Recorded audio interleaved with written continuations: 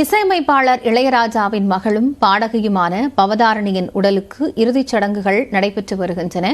கூடுதல் தகவல்களை செய்தியாளர் பழனிக்குமாரிடம் கேட்கலாம். பழனிக்குமார், இப்போ இறுதிச் சடங்குல யார் யாரெல்லாம் பங்கேற்றிருக்கிறார்கள்? உடல் அடக்கம் செய்யப்படக்கூடிய அந்த தருவாய் அப்படிங்கிறது நெருங்கி இருக்கா?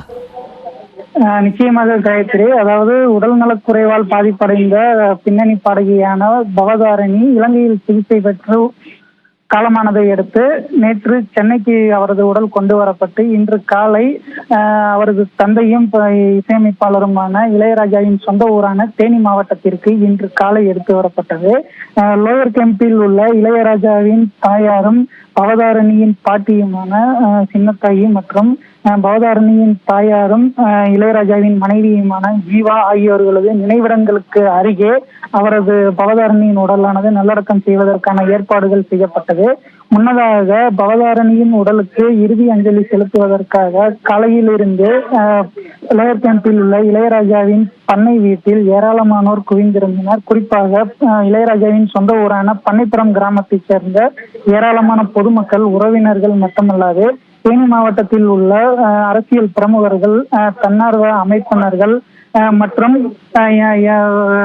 வியாபாரிகள் என ஏராளமானோர் நீண்ட நேரமாக காத்திருந்து பின்னணி பாடகி பவதாரணிக்கு தங்களது இறுதி அஞ்சலியை செலுத்தினர்.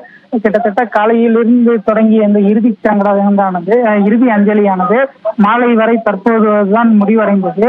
இதனிடையே பவதாரணியின் ஆத்ம சாந்தி வழிபாடுக்காக அதிகாரிகள் மூலமாக முற்றோதலும் நடத்தப்பட்டது.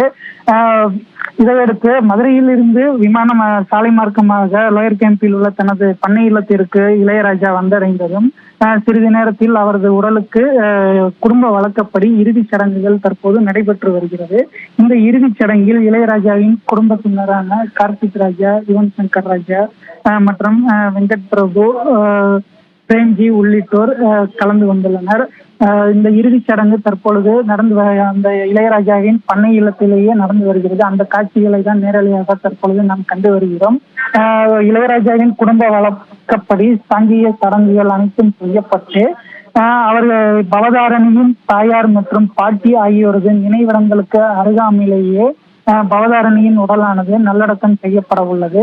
இதற்காக இருவரது சமாதிகளுக்கு இடையே குழிகள் தோண்டப்பட்டு முழுமையான அந்த பணிகள் முடிவடைந்து தற்பொழுது இறுதி சடங்கு முடிவடைந்ததை அடுத்து பவதாரணியின் உடலானது நல்லடக்கம் செய்யப்பட உள்ளது. காயத்ரி, நன்றி பழனிக்குமார். கூடுதல் விவரங்களுக்காக மீண்டும் இணையலாம்.